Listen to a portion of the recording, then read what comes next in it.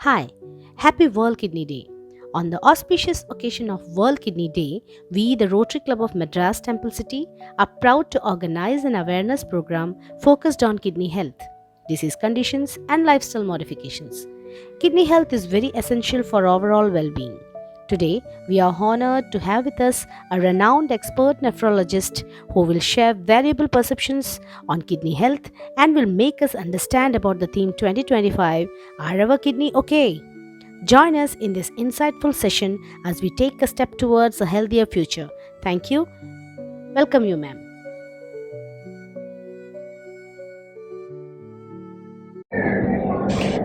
At the outset, I'd like to thank and congratulate the Rotary Club of Madras Temple City on this wonderful initiative of spreading the message of protecting the kidney via social media. It's such an important message and it will have such a great reach because of the medium of Rotary. So, what is a kidney?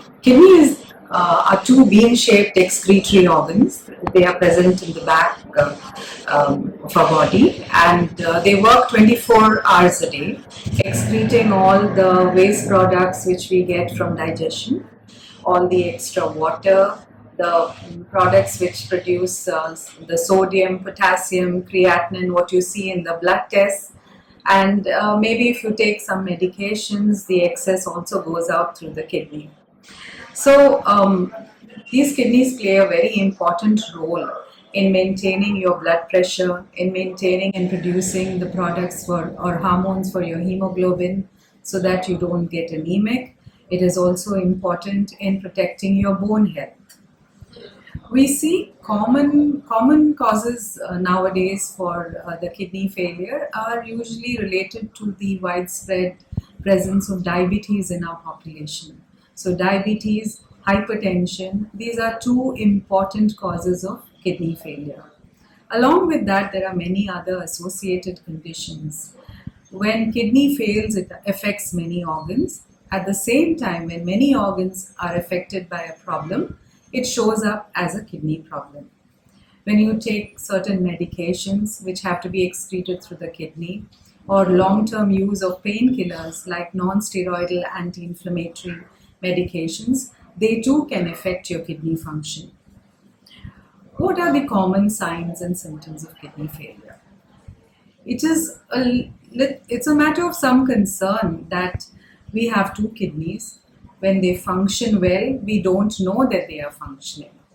But it takes almost 90% of the kidney to stop functioning or function suboptimally before we start seeing the signs and symptoms. So we have to be more aware of the problems or the diseases which can potentially cause kidney problems. What are the common presentations that we see in our OP? Patients coming to us with complaints of blood in the urine. It can be due to many causes, but one of it could be a kidney disease. Frothy urine, usually because of protein, but again, a presence of a frothy urine alone does not mean that one has a kidney problem. You can have swelling in your legs or your face or your whole body.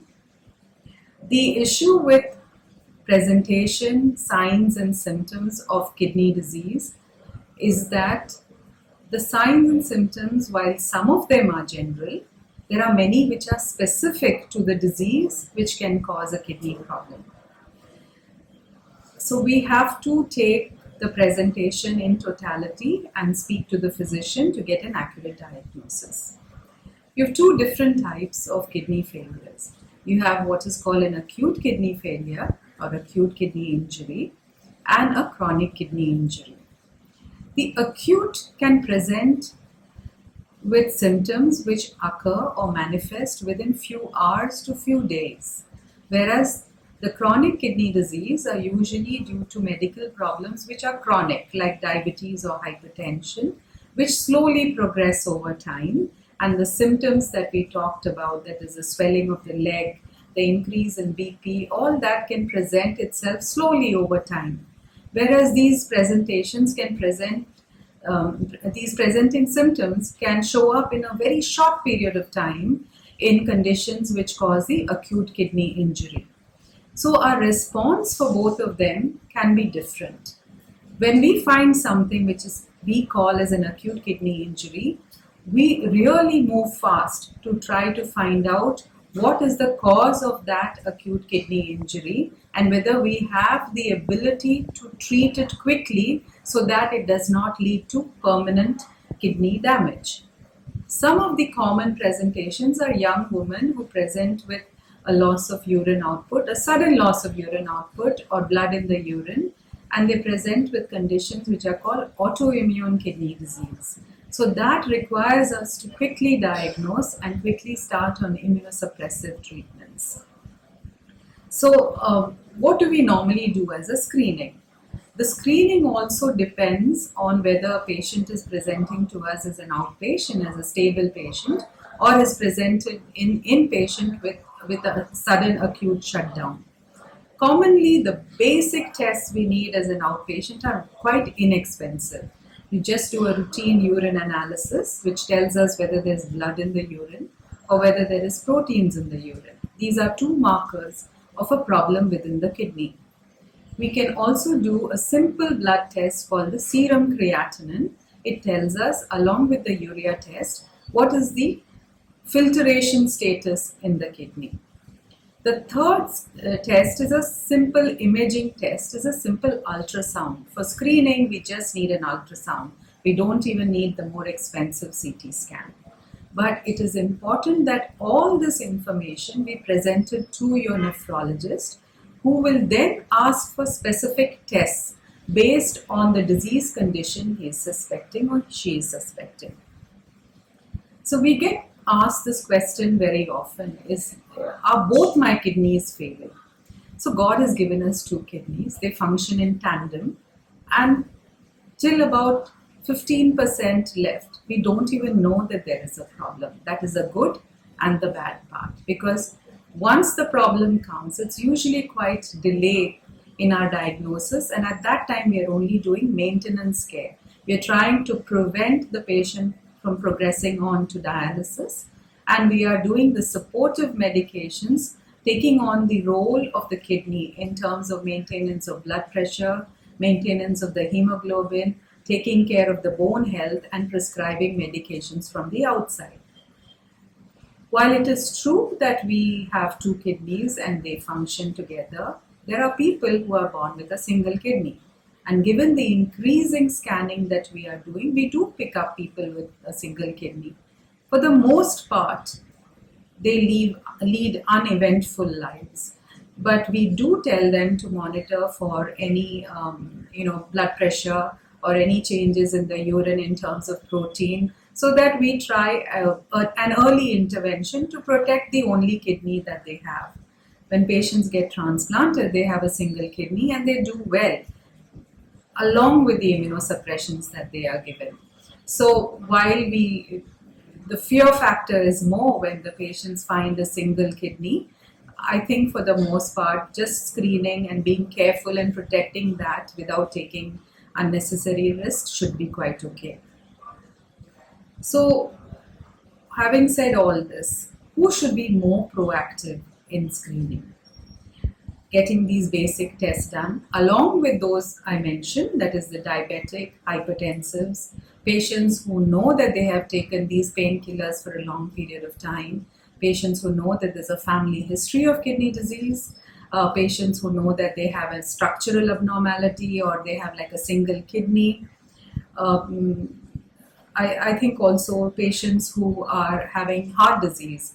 The heart and the kidney usually go in tandem, and when the heart is not functioning well, it usually shows up as abnormal kidney function.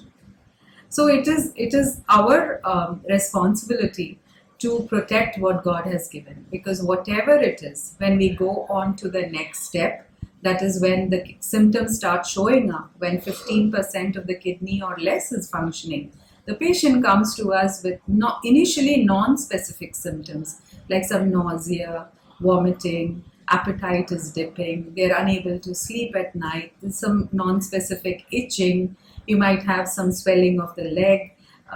These symptoms gather meaning when we interpret it in the context of the background medical problem. In itself, these are quite non-specific. So that's why you need the role of the nephrologist in interpreting these labs and these symptoms in context of the diseases which can cause kidney problems. So once the patient comes to us with these symptoms, we have to decide what part of the journey of the chronic kidney disease this patient is at. Because when you look at a journey of a creatinine from, say, less than 1 to a creatinine of 10, there is a drop in the kidney function to less than about 10%.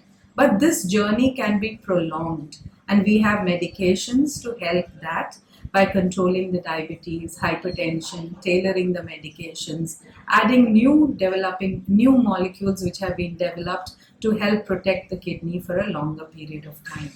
But once the patient gets symptomatic and we see that the medical interventions are not working, then we offer them two options.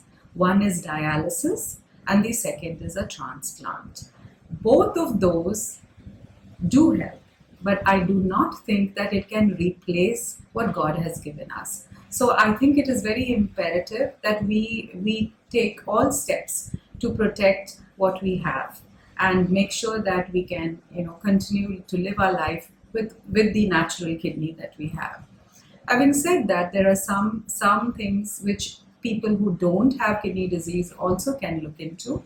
That is lifestyle, diet. Diet and nutrition is a very important therapeutic part in renal disease. Though there are general diets available, once you progress along the CKD or the renal failure journey, the way the kidney handles different molecules or electrolytes is different.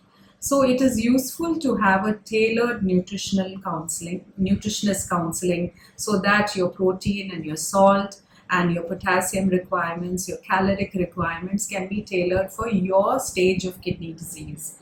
Which the kidney disease stages are usually available now on the labs that we get from the tests, and they put a small marking for eGFR, that is the estimated glomerular filtration rate. So your dietitian can use that to help tailor your diet. Salt restriction, protein restriction, caloric restriction are all parts of therapeutic intervention. With regards to fluid intervention, now if you have a higher tendency for renal stones, then the recommendation is usually to have large volumes of water. But that really does not translate to kidney failure.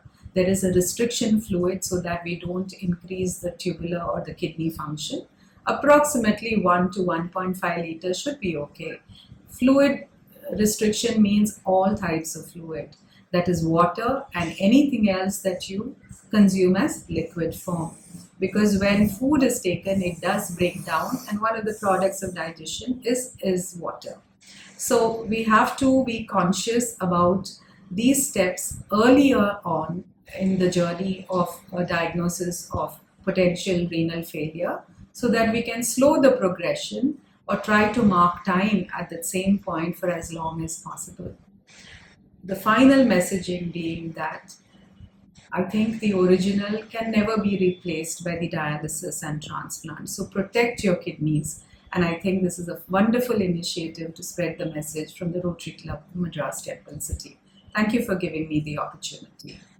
I am Dr. Vijaya Sethumadhavan, the Chief Nephrologist at VHS Hospital. Thank you.